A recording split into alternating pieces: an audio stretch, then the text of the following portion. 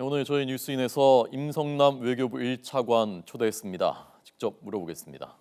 안녕하십니까? 예, 안녕하세요. 요즘 제일 바쁘실 텐데 나와주셔서 고맙습니다. 불러주셔서 감사합니다. 많이 바쁘시죠 요즘에? 예, 많이 바쁩니다. 밤에 잠도 잘 못 주무시나요? 예, 뭐 야근이 많은 편입니다. 예. 그래서 지금 많은 국민들이 아마 궁금해하시는 것들이 네, 이 북한 핵 위협이 여기까지 왔는데 네, 외교적으로 과연 풀 수 있는 것인가 이 문제를 이제 네. 라는 것들을 제일 궁금해하실 것 같습니다. 그래서 첫 질문을 드리겠습니다. 예. 우선 하여튼 지금 정부의 입장은 북한이 이번에 5차 핵실험을 하고 또 북한의 미사일 능력도 고도화되는 상황하에서 북한에 대한 압박, 북한에 대한 제재를 보다 더 가속화해서 북한의 태도를 변화시켜야 되겠다는 게 정부의 기본적인 전략입니다. 예. 지금까지 기본 전략도 사실 그거였지 않습니까? 압박과 네, 제재. 예. 그런데 압박하고 제재도 큰 효과가 없었고 점점 핵 능력은 고도화됐고 이제는 거의 시점 배치 단계까지 왔는데 그러면 지금 계속 제재하고 압박하면 이건 효과가 있겠느냐라는 것이 의문인 것이거든요. 저희가 판단하기에는 지난 3월부터 안보리 제재가 채택되고 나서 예. 약 6개월간에 걸친 국제사회의 대북 제재 노력이 나름대로 성과가 있었다고 생각을 합니다. 물론 북한이 5차 핵실험을 다시 감행하기는 했습니다만 네, 네. 지금 북한이 점점 더 고립을 느끼고 있고 예를 들자면 북한의 선박들은 모두 지금 북한의 항구에 묶여 있고 예.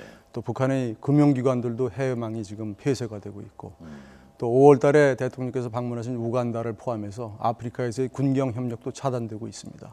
그래서 북한이 이번에 이러한 도발을 다시 감행했습니다마는 예. 이러한 우리의 대북 제재 압박 전략에는 일단 변함이 없이 계속 가야 되겠다는 게 정부의 확고한 지금 전략입니다. 네. 그러니까 북한이 겉으로 드러내서 내색은 안 하지만 내상을 입고 있고 체제 자체가 굉장히 그래서 불안해지고 있다라고 보시는 거군요. 예, 그러한 측면이 있다고 생각을 합니다. 예.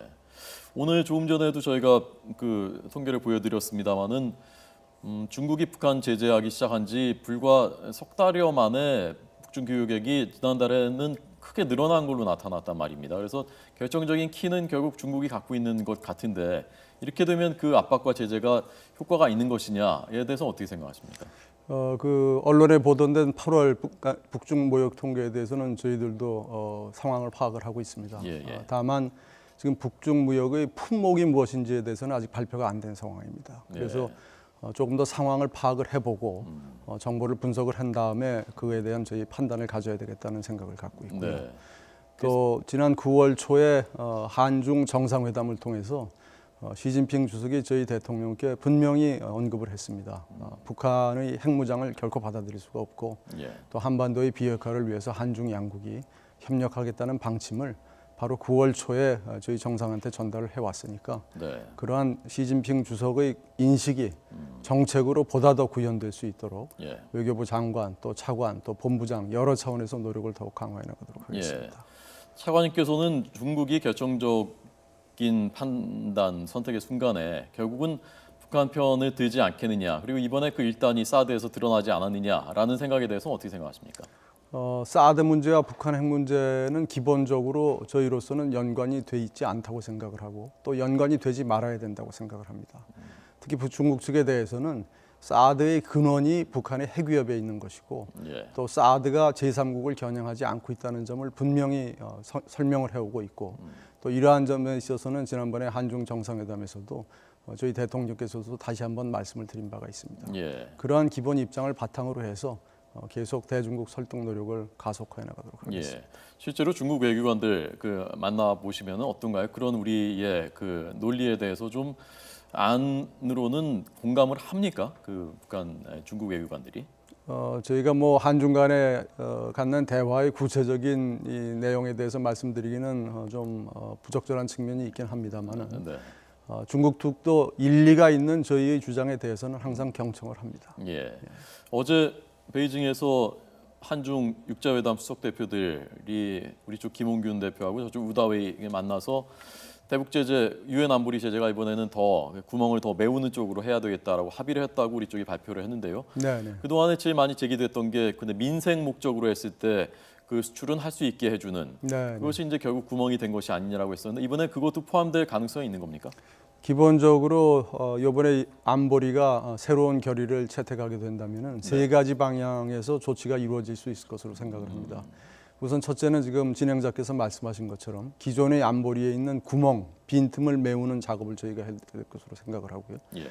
두 번째로는 북한의 제재 대상을 더욱 확대를 해야 되고 또 세 번째로는 신규 제재를 추가해야 될 것으로 생각합니다. 예. 이런 방향으로 중국 측과도 계속 협조를 해나갈 것이고요. 네.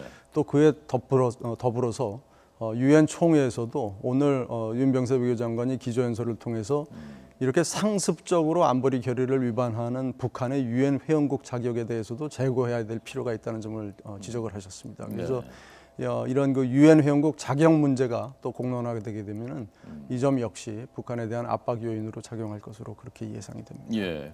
그럼 두 가지만 거기서 더 추가로 여쭤보겠습니다. 우선 신규 제재가 있어야 된다고 하셨는데, 그런데 어떤 게 지난번에도 역대 가장 강력한 제재라고 했었고 할 만한 건 대충 다 했다고 했었는데 어떤 게 또 남아 있습니까?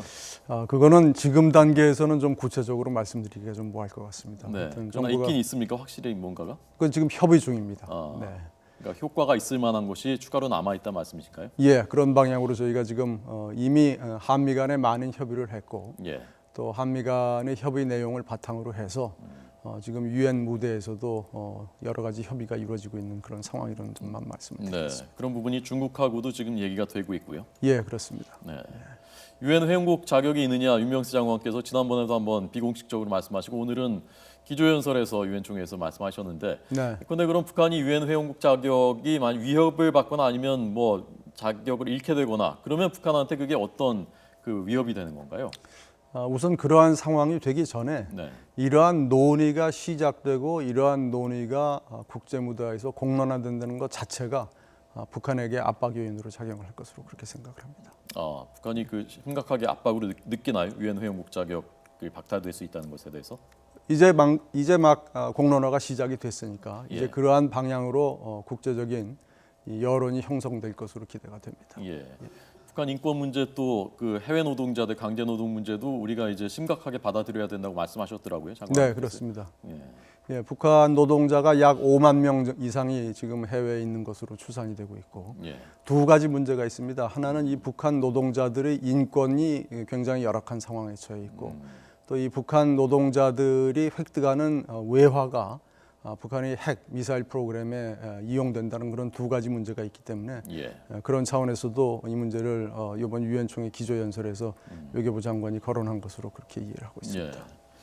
어제도 그랬고 최근에 미국 쪽에서 특히 안보 군사 분야를 맡고 있는 당국자들한테서 선제 타격 가능성이라든가 카터 국방장관은 주한미군 구호 Fight Tonight 오늘 밤에라도 싸울 수 있다는 게 기본 원칙이다라는 네. 그런 발언들 나오면서 미국의 뭔가 기류가 좀 바뀌고 있는 게 아니냐라는 해석들이 나오고 있지 않습니까? 네. 그 가능성에 대해서 어떻게 생각하고 있습니까?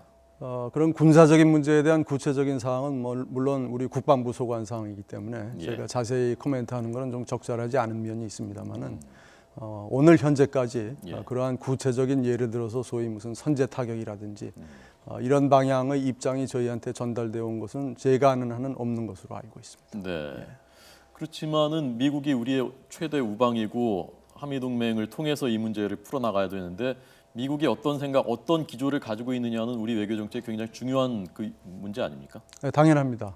지금 미국 정부가 갖고 있는 기조 또 저희와 공유하고 있는 공식적인 전략과 입장은 네. 북한에 대한 압박, 제재를 통해서 북한의 변화를 모색한다는 데 한치의 빈틈도 없습니다. 예. 미 국무부가 뭐 그런 그 연장선인 것 같습니다만은 북한의 정보를 유입시키는 USB나 뭐 노트북이나 통해서 유입시키는 그런 사업도 공모하고 예산도 배정했다는 소식이 오늘 전해졌는데 상당히 효과가 있을 것이라고 보십니까? 어떻습니까? 이미 그런 방향으로의 정보 유입은 이미 이루어지고 있다고 생각을 합니다. 뭐 다 아시는 것처럼 북중 교역을 통해서 또 북중 간의 인적 교류를 통해서도 그러한 정보 유입이 이루어지고 있고 그러한 정보 유입이 아마도 북한에 사는 우리 주민들의 밖의 세계에 대한 실상을 파악하고 인식하게 하는데 그동안에 도움이 되었던 것으로 그렇게 생각합니다. 북한에 사는 우리 주민들이라고 하시니까 마음에 이렇게 와닿네요. 우리 주민들이라고 지칭하시니까요. 네, 당연히 저희 주민들이라고 지칭을 해야죠. 알겠습니다. 핵무장론 얘기 나오지 않습니까? 네, 오늘 갤럽에서 조사 결과도 나왔고요. 어제 그 발언들도 있었는데, 자 우선 어제 나왔었던 국회에서의 야당 의원들 포함해서 그 발언들, 핵무장에 대한 발언들 한번 들어보겠습니다. 네. 91년도 12월에 남북이 함께 발표한 한반도 비핵화 공동선언, 이게 이미 사실상 사문화된 상황에서 단계적으로 아주 한시적으로 조건부로 전술핵을 재배치하자는 것은 북한에 대해서 확실하게 공포의 균형을 안겨주면서도 국민적 동의를 얻을 수 있다고 생각하는데, 선배 후배 할 것 없이 상당 숫자를 전화해보고 전화도 받고 전부 핵무장을 하자는 거예요. 상대가 핵을 지금 가졌다고 싫지만 인정을 할 수밖에 없는 상황 아니에요. 그러면 비핵화라는 게 우리 지금 선언이 맞느냐고요. 북한의 핵무장 시도를 자극시키기 위해서라면 전술 핵 배치, 자체 핵 개발, 북한 핵시설 선제 타격, 김정은 정권 붕괴 등 가능한 어떤 수단도 배제하지 않고 검토해야 된다고 생각합니다. 네, 야당 의원들한테서도 이 얘기가 나왔는데 우선 크게 봐서 이제 자체 핵무장, 그다음에 미국의 전술핵을 재배치하는 문제, 네. 거기에 대한 우리 외교부의 입장은 어떤 겁니까? 기본적으로 핵무장론이라든지 전술핵 재도입론과 같은 그 여론의 배경, 또 국민들의 우려에 대해서는 외교부를 포함한 정부 전체에서 분명히 인식을 하고 있습니다. 예. 다만 비핵화에 대한 정부의 입장에는 아무런 변화가 없습니다. 기본적으로 이 문제에 대한 정부의 입장은 예. 한미 연합 방위 태세를 확고히 유지하면서 또 미측이 저희에게 약속을 하고 있는 핵 우산을 포함하는 확장 억제를 통해서 북한의 핵을 억제해 나간다는 그러한 전략이고, 또 그러한 미측의 전략이 한미 정상회담, 또 한미 정상 간의 통화, 또 오바마 대통령의 성명 등을 통해서 최근에 무려 3차례나 분명하게 공포가 된 바가 있습니다. 네. 그래서 지금은 저희가 지금 말씀드린 그러한 전략을 통해서 균형 이상의 억지를 지금 한반도에서 유지하고 있다. 그렇게 분명히 제가 말씀을 드릴 수가 있겠습니다. 네. 자, 오늘 나온 그 갤럽의 조사 결과를 잠깐 보시도록. 혹시 보셨습니까? 네, 봤습니다. 예, 잠깐 못 보신 분들이 있으니까요. 보겠습니다. 우리나라가 핵무기를 가질 필요가 있느냐라는 질문에 58%가 찬성했고요. 이것이 지난 1월의 4차 핵실험 이후에는 54%였는데 4%포인트가 높아진 결과로 나왔거든요. 그래서 일단 지금 한미의 기본적인 입장은 그렇습니다만은 앞으로 또 상황 변화, 예컨대 6차, 7차 핵실험이 또 강행된다든지 또 국민의 여론이 변화되는 그런 상황 변화에 따라서 지금 말씀하신 그런 입장도 변화할 수 있는 가능성도 있다고 봐야 됩니까? 그 가능성에 대해서 제가 지금 코멘트하는 것은 좀 적절하지 않은 면이 있다고 생각이 되고요. 예. 아까 말씀드린 것처럼 지금 현재 정부의 입장은 비핵화에 있어서 아무런 변함이 없다. 예. 라는 점을 다시 한번 강조해야겠습니다. 네. 예. 지금 만약에 차관님이 이 자리에서 변화할 가능성이 있다라고 말씀하시면 굉장히 큰 뉴스가 되거든요. 예, 그럴 것 같습니다. 그러나 적절치 않다고 보시는 거죠, 지금? 네, 네, 언급하시는 거 알겠습니다. 이 미 캐리 국무장관은 또 반면에 대화를 해야 된다는 쪽에 또 무게를 실는 발언을 했습니다. 그래서 우리 쪽으로는 이쪽도 신경 써야 되고 이쪽도 신경 써야 되는 입장인데, 예컨대 그래서 북한이 가진 카드는 점점 강력해지는 것 같고, 만약에 핵 협상을 하게 된다면 그러면 우리가 자칫하면 배제되는 상태에서 미북이 어떤 거래를 하게 되는, 그건 우리로서 피해야 되는 상황인데 그럴 가능성은 없다고 볼 수 있는가요? 확신해도 되는 건가요? 우선 미국의 정책 방향을 가늠하는 데 있어서 가장 중요한 지표는 예. 미국 대통령의 입장과 발언입니다.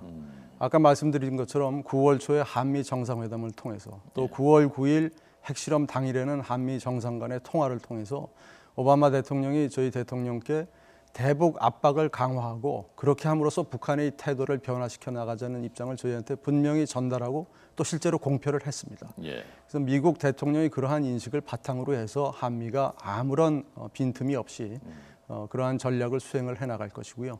캐리 장관의 그러한 언급은 아마도 북한이 도발을 더 이상 해서는 안 된다. 북한이 이제는 제발 정신을 차려야 된다 예. 하는 면에 주안점을 둔 발언이었던 것으로 그렇게 판단이 됩니다. 예. 북한이 정신을 차리고 여기서 멈추고 그럴 가능성이 어느 정도라고 생각하십니까? 그걸 수량화해서 말씀드리는 건 좀 적절하지 않을 것으로 생각이 되고요. 예. 일단 그런 분명한 목표의식을 갖고 끈질기게 노력을 해나가는 것이 가장 중요하다고 생각합니다. 네. 미국 대통령이 결국 제일 중요하다. 대통령의 인식과 발언이 하셨는데 이제 대통령이 곧 바뀌지 않습니까? 네, 그렇습니다. 그러면 뭐 힐러리가 되면 큰 변화는 없을 것 같다고도 대충 대략들 보는데 트럼프가 될 가능성에 대해서 지금 좀 대비를 하고 계신가요, 외교부에서? 뭐 다른 나라의 국내 정치 상황에 대해서 제가 구체적으로 언급하는 것은 적절치 않은 면이 있습니다만은 네. 여러 가지 상황에 대해서 외교부로서는 지금 면밀히 주시하면서 대비를 해나가고 있습니다. 예, 좀 공부도 하시고요. 네, 그렇게 예, 하고 있습니다. 알겠습니다. 마지막으로 제가 혹시 안 여쭤봤는데 꼭 그 지적하셔야 되는 게 있으면 뭐 말씀해 주시고요. 이렇게 상황이 어려울수록 가장 중요한 것은 기본에 충실한 것이라고 생각을 합니다.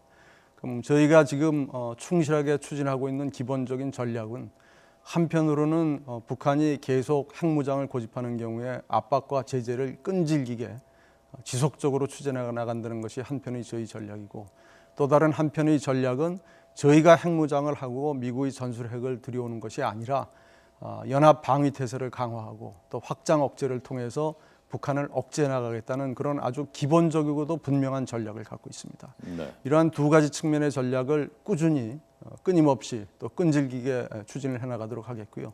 다만 이러한 과정에서 가장 중요한 기초는 대통령께서도 말씀을 하신 바 있습니다마는 국민들이 한 목소리로 단합해 주시는 것이라고 생각이 됩니다. 예, 알겠습니다. 임성남 외교부 1차관에게 들었습니다. 잘 들었습니다. 고맙습니다. 네, 감사합니다.